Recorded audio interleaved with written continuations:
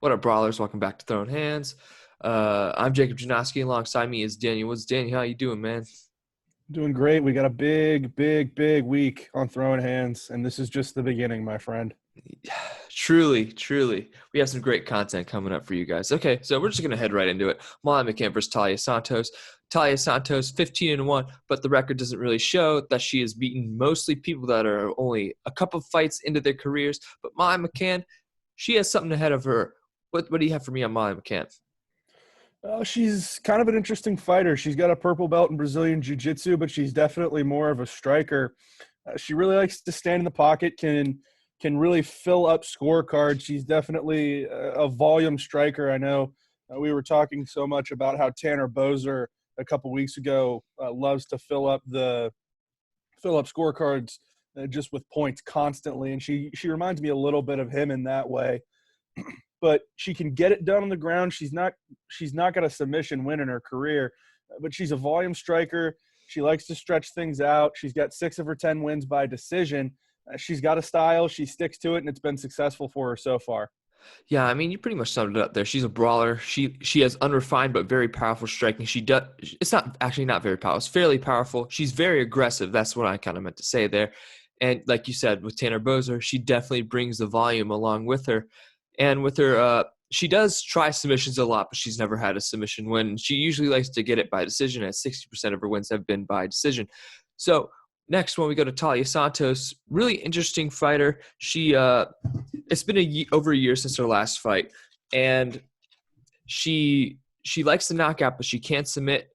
And she does have a very long reach at 68 inches at 5'8", compared to Molly McCann's 5'2" reach. So what are your keys for Molly McCann? For Molly McCann, she just needs to do what has worked for her in the past, the thing that's gotten her 10 wins, which is get into the pocket, cut down on Santos's reach advantage, which is pretty big coming into this fight, and just be able to do what she does best, which is fight in close, dirty it up, and probably take this one to a decision. Yeah, I'd have to agree with you there. And she cannot let herself get taken to the ground because Talia Santos does have a ground game. Even though she doesn't use it too much, she definitely can bring it out of her arsenal. And I think the keys for Talia Santos are use the reach, go to the ground if need be. I think that really sums it up. What do you have? I think her biggest thing is going to be keeping Molly McCann at a distance. She's got a 6-inch reach advantage, like we've said, but she's only got a half an inch on the leg reach, which we've seen sometimes can be a bigger factor than traditional reach. So if she can keep Molly McCann at a distance throughout this fight, not let her get right up in her face and turn it into a slugfest, that's going to be the thing for Talia Santos to win this fight, is be the more precise fighter and keep Molly McCann moving backwards throughout this fight. All right, so what are your predictions? This is a really interesting one because it's two fighters with really good records. Santos is a little bit of a slim favorite, but I'm not sure I buy everything she's done thus far coming into UFC. She went into the Contender Series at 13-0, came away with a win there, but then lost her UFC debut and then hasn't fought since February of 2019. Because of that, I'm going to take Molly McCann. I don't trust Talia Santos as a top level UFC fighter. Yeah, I would have to agree with you there. And I think with Molly McCann's aggressive style, she will definitely overtake a Santos, who's only fought people in a very short time into their career. And when she fights more experienced fighters, she doesn't really know what to do there. So I'm going to go the same and take Molly McCann. All right, so to the next fight, Jimmy Rivera versus Cody Stamann. Pretty good matchup here. Number 8 versus number 9. Jimmy Rivera, although he has been on a little bit of a downturn, the people whom he has lost against is quite impressive. He's lost to Jan, Sterling, Dodson, and Marlon Moraes in his last. No, he beat Dodson. My bad. I apologize. And he's lost to Moraes, Sterling, and Jan in 3 of his last 4 fights. So that's not exactly a bad rep for Jimmy Rivera. What do you have for me on Jimmy Rivera? He's a fighter I like to watch. Like you said, he's lost 3 of his last 4, but those 3 losses came to the new bantamweight champion and the top 2 contenders. He was a high school wrestler, but he's definitely more of a striker throughout his career. He's a guy with really good stamina. He's a smaller guy at 5'4", fighting in this bantamweight division, but he's going to stretch fights out. That's what he does best. 16 of his 22 wins have come by decision. So he's just a very efficient fighter. He doesn't run out of gas very easily, and when it goes to decision, there's a pretty decent chance he's going to be the one coming home with the victory. Yeah, I would have to. I'd have to agree with you there. He does have a third degree black belt in karate, and he does like to get in the pocket, but he can also keep his distance with his striking. So he's very diverse in with the way he strikes in the octagon, and he does like to take a decision, like you said. And the thing with Cody Stamann is he Brazilian Jiu-Jitsu blue belt, Division II wrestling. He tends to use this a fair amount with the takedowns, and he's a pretty good boxer too. So, and he also likes the decision. What do you have on Stamann? Yeah, you pretty much summed it up again. Division II wrestler competed for the same college wrestling program at Grand Valley State that produced Tony Ferguson. So he's got a good pedigree there. Started boxing when he was still in high school. And he's a guy that brings a lot of emotion into the octagon. We saw that in his last fight at UFC 250 against Brian Kelleher. He had just lost his brother, who was 18 years old, and he came into that fight with a ton of emotion, but he was able to overcome that, really channel it into an outstanding performance. He's a guy that has a lot of fire behind him, and matched up with Jimmy Rivera, this could be a star-making performance for Cody Stamann, something that can push him up in that featherweight division considerably. Yeah, I would have to agree with you there, especially with the featherweight division so stacked right now. And Cody Stamann, if he does beat Jimmy Rivera, who has been there for a hot minute, it'll show that he belongs in that division. So, to the keys for each man, Jimmy Rivera, what are your keys? For Jimmy Rivera, I think he needs to keep Cody Stamann at a distance. That's really what's going to stand out for me. He's 2 inches shorter, but he's got a 4-inch reach advantage going into this one, and then a 2-inch advantage with the legs. So Jimmy Rivera at 5'4" is kind of freakish when it comes to his reach. I think he needs to take extreme advantage of that. Don't let Cody Stamann get in close and use his wrestling and his Brazilian Jiu-Jitsu backgrounds to dirty it up on the ground. If this one stays on the feet, that's going to be the best bet for Jimmy Rivera. You put it perfectly. He definitely has to use his reach to avoid the takedowns. It's interesting. He also has a 37-inch. He has a 2-inch leg reach advantage. So, keep him at bay with that also. So for Stamann, wrestle to close the distance. I think that's his best advantage. He can't really stand with Jimmy Rivera, who's an extremely refined striker with his third-degree black belt in karate and ground and pound. That's the way I see it. What do you think? I have to agree with that. Stamann has been boxing for 14 years. He started when he was 16, but I don't think that's something he can rely on against a striker the caliber of Jimmy Rivera. It's going to be one thing for Cody Stamann to be able to get inside that reach advantage that Rivera has coming into this fight and use the boxing to set up a takedown. That's what I would look for him to do here. I don't think he's going to be able to stand and bang with Jimmy Rivera. There aren't many guys around right now that can. Yeah, you put it perfectly right there. And the last person to stand with Jimmy Rivera was Piotr Jan, and we all know how that ended with Jimmy Rivera. But Jimmy Rivera is so good, Cody Stamann will have to use his boxing to set up all of his takedowns.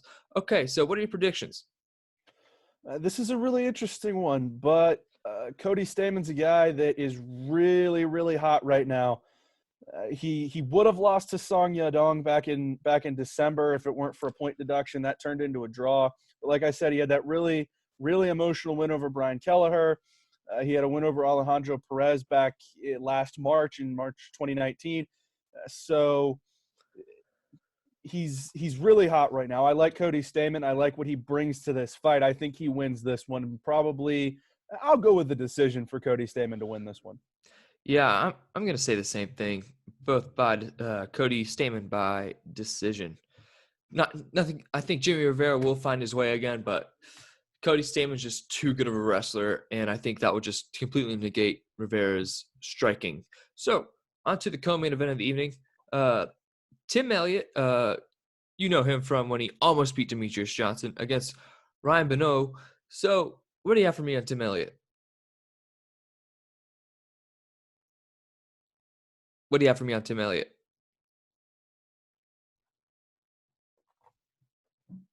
You there? Yeah, I got you Okay. back now. Okay. What do you have for me on Tim Elliott? So Timmy Elliott is a really, really interesting guy in this flyweight division because, I mean, he came up through the Ultimate Fighter, had a lot of success before that, and then was able to come up through the Ultimate Fighter, and in winning that, earned a title shot against Demetrius Mighty Mouse Johnson in what was, I believe, his second or third UFC fight. Lost that one, and it's just been kind of strange since that point. So that's December of 2016. He gets a title shot against Demetrius Johnson. He follows that up with a win against Louis Smolka in April of the next year. But since then, it's a loss to Ben Wynn. He beat Mark De La Rosa at UFC 219. But since then, it's been all downhill. He lost to Davidson Figueiredo in last October. He lost to Oscar Oskarov in January. And as recently as May 30th, he got tapped out by Brandon Royval in a huge upset when on the same card as Gilbert Burns versus Tyron Woodley back at the end of May. So Tim Elliott's kind of been bailed out a little bit by the fact that this flyweight division has struggled with depth in the past, but he's getting to a point where he's going to have to do something. A former Division II wrestler at the University of Central Oklahoma, combined with a blue belt in Brazilian Jiu-Jitsu. He's a great ground fighter. He does have some power in his hands. He's got 3 knockouts and 15 wins. So, I mean, he can get it done on the feet, but when this one goes to the ground, that's where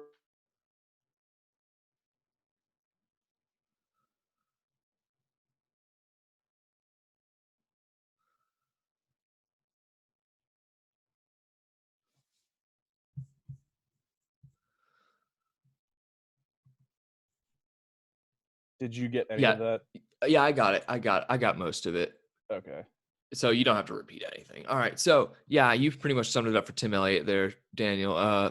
Great grappler, fantastic grappler, but he can't get it done on the feet. But he likes submissions, and he does like to take it to decision every once in a while. So with Ryan Beno, he's a Brazilian Jiu-Jitsu purple belt, extremely explosive and an extremely aggressive striker. I've never seen anybody kick or throw a hand as quickly as Ryan Beno can. What do you have on Beno? He's you pretty much summed it up pretty well. He's super aggressive striker. 8 of his 10 wins have come by knockout. He's coming off a loss, but it was in a split decision, and he's alternated wins and losses even going back prior to his UFC debut. His last, let's see, 1, 2, 3, 4, 5, 6, 7, 8, 9 fights have alternate win. Well, let's just go to his last 10. He beat Joseph Sandoval at Legacy FC 16 in December of 2012. And since then, he has alternated wins and losses to the point where he's now 10-6. So he's an inconsistent fighter. You can say that pretty definitively that Ryan Benoit is a little bit of an inconsistent fighter. But like you said, purple belt in Brazilian Jiu-Jitsu, he can use it, but he's definitely more of a striker. He's with Janjira Muay Thai, so obviously that's where his striking background's coming from. He's got the power to knock people out. That's his biggest calling card. I think when it comes down to it with this fight, if it stays on the feet, Ryan Benoit's got the advantage. If it goes to the ground, it goes to Tim Elliott. Yeah, I think you pretty much summed it up there. And I think we pretty much summed up the keys too. Elliott keys, get it to the ground. And I think his best bet would be to stretch out this fight. And I think Beno needs to end it early if he wants to knock out. And if not, stretch out the fight. What do you think? That's exactly what I was thinking. All right. So predictions. What do you got? I am going to take Ryan Benoit in this one. I think he's going to be too aggressive on the feet for Tim Elliott to be able to adjust to find a way to get him down on the ground. And I don't know what that really means for Tim Elliott because he has struggled so much lately. I'm going to take Tim Elliott by decision. I think his grappling is just too good for Ryan Benoit. I mean, Benoit, if he wins, I won't be surprised. Tim Elliott's kind of been on the downhill ever since he lost to Demetrius Johnson. So I think that pretty much sums it up for this fight. And I don't get it. I think you and I discussed this a little bit before the podcast. I think Tim Elliott's number 11 ranking just shows how thin this flyweight division is. Wouldn't you agree? Absolutely. Again, we're going to see Davison Figueiredo and Joseph Benavidez square off on Saturday in a rematch of their previous fight that was supposed to be for the vacant flyweight title. But then weight issues led to that obviously going sideways. And I said at the time with that fight, Davison Figueiredo coming in overweight and then winning that fight, I thought that was going to kill the flyweight division. I thought not having a champion for this long would, and it being that thin already, that they were going to cut that division because it just wasn't producing. I'm surprised someone as money and marketing driven as Dana White hasn't honestly cut the flyweight division. There's some really talented guys in there, but it only seems like a matter of time until something gets turned around in that division before there's some changes made. All right, you pretty much summed it up there for the flyweight division. If something happens with this fight, I think it'll probably be cut. That's my prediction anyway. All right, to the main event of the evening. Calvin Kattar coming off a really good win against Jeremy Stevens with that TKO in the second round, and number 10 ranked Dan Ige, who's coming off a questionable decision against Edson Barboza. So you and I have discussed Kattar before. Kattar, great striker, very refined, has a small Brazilian Jiu-Jitsu background. But Ige, we discussed him after that one fight against Edson Barboza. What do you have on Ige? Ige is an interesting guy. He's certainly more of a wrestler. He was a Division III wrestler in college, but he's also got a black belt in Brazilian Jiu-Jitsu and a brown belt in Judo. So he's certainly a grappling-focused guy. I was impressed with how he was able to compete with Edson Barboza on the feet, because Edson Barboza, when it comes to striking, is about as refined as anybody you're going to find in technique. But Dan Ige has clearly made strides to be a more well-rounded fighter as compared to somebody like Mickey Gall, who has been talked about for so long. Oh, if his striking can come along, he'll be a really dangerous fighter. That's what Dan Ige has done. He prepared for Edson Barboza in a really good way. And whether you want to, however you saw that decision going between those two, I thought it was closer than a lot of people were saying. I didn't have a problem with Dan Ige getting that win. But Dan Ige has clearly become a more well-rounded fighter as his UFC career has gone on. So I've been really impressed with the strides he's been able to make. But his grappling is what's going to carry him. Yeah, I would have to agree with you there. And I think with like you said, Edson Barboza is really defined. So is Calvin Kattar with his punches. Like you saw if you watch the Jeremy Stevens Kattar fight, you will see that. And with Ige, like you said, he did prepare very well against Edson Barboza. I did not have a problem with the decision, but some other people had a problem with it, especially Edson Barboza. But that's of course going to happen in that situation. But with Ige, if we're going on to keys here. If Ige gets us to the ground, I think Calvin Kattar will have a huge problem because Calvin Kattar is not very refined with his ground game. What do you think? I would have to think so. Calvin Kattar, I mean, he's got 2 wins by submission, but those were both quite a while ago and well before he was in the UFC. So I think Dan Ige's best bet is to go to the ground in this fight. Because it's something that Kattar hasn't had to deal with in a long time. You go through his fights. He hasn't had a fight decided by a submission since 2009. That's obviously Calvin Kattar has had fights go to the ground since then, but not against somebody the caliber of Dan Ige when it comes to grappling. So that's a really interesting thing to watch because Dan Ige is going to have such an advantage when it goes to the ground. If Calvin Kattar can't keep this fight on the feet, we could be in for a pretty serious upset. Yeah, I think you pretty much summed it up there. I can't really add any more to that. So, and obviously the keys for Kattar are keep it standing. That's really the keys I had, and use his slight reach advantage. Do you have anything to add?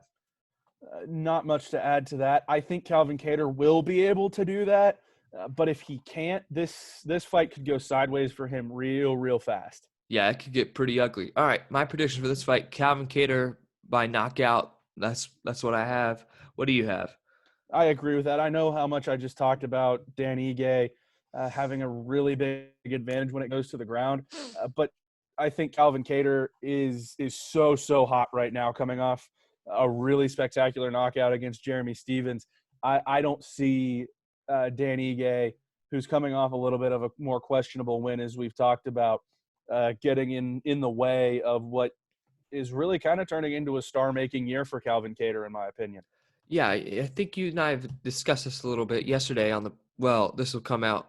Actually, yeah, we discussed this yesterday in the featherweight division, how stacked this division is, and Calvin Kattar's right here. And I think with the implications, this will definitely drive Calvin Kattar, because if he wins this fight, I think you and I can both agree he'll face Max Holloway next probably, and I think after that fight, he's up for a title. What do you have to add to that? Yeah, I think Calvin Kattar is definitely in a really good position if he knocks Danny Ige off. In that kind of situation, he probably can make a jump in the rankings. We've talked about there's eventually going to be a fight between Chan Sung Jung and Brian Ortega. Maybe he jumps the loser of that when that fight happens. But if Calvin Kattar pulls out a win against a legitimate top 10 contender like Dan Ige here, he's in a pretty strong position moving forward, as this featherweight division kind of needs to have a little bit of a reset with its contenders, because after Max Holloway and obviously Zabit Magomedsharipov, but he's not in really a position to fight right now with COVID-19. There needs to be a little bit of a reset with the contenders here, because there's no clear challenger for Alexander Volkanovski right now, is what I'm trying to say. Yeah, you make a good point there. There's no really clear challenger. I think the Magomed Sharipov and Rodriguez fight has been scheduled for sometime next month, I believe. Correct me if I'm wrong, but this is a title eliminator, and there's no, like you said, there's no clear contender for Alexander Volkanovski to fight next, unless Cejudo really wants to come up. I think he's really just asking for it there. But with Ige, he's a true contender. He's won, I can't count how many fights, probably his last 8 fights.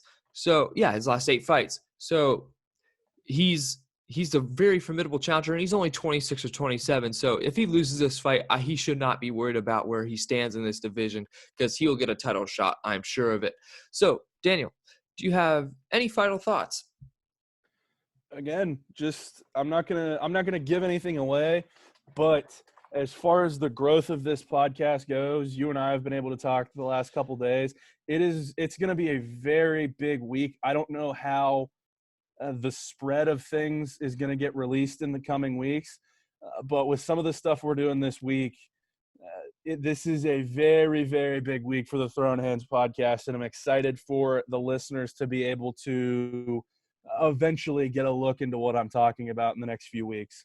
Yeah, for sure. You pretty much summed it up there. I'm excited for what we have coming in the next week or two, and we have a lot of you and I are probably going to make about 8 episodes this week or something like that, because we have the cool stuff tomorrow. We have 3 cool things tomorrow. We're recording this on Tuesday, July 14th, and from my perspective, Wednesday, July 15th is going to be the biggest day in the very short history of this podcast. Yeah, for sure. And I'll leave it at that. Yeah, and we have 3 episodes to record on Thursday too, so I'll talk to you about that.